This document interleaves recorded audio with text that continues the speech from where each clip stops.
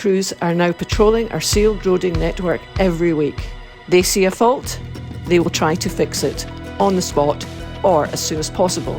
If it's not urgent, it's logged into our all faults database with photos, the location and a rating. Behind the scenes, we're using our maintenance intervention strategy to fix our roads faster. It's simple. Every defect is scored from 1 to 5. 1 and 2 are acceptable. 3 is a watch it. 4 is a fix it. 5, fix it now, safety first. Fixing earlier is cheaper than fixing later. A $1 repair today can save on a $5 rebuild tomorrow. See something? Tell us, so we can log it.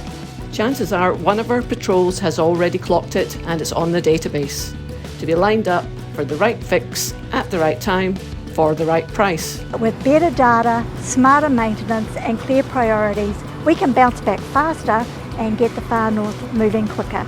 We're shifting gears and the road ahead is getting smoother.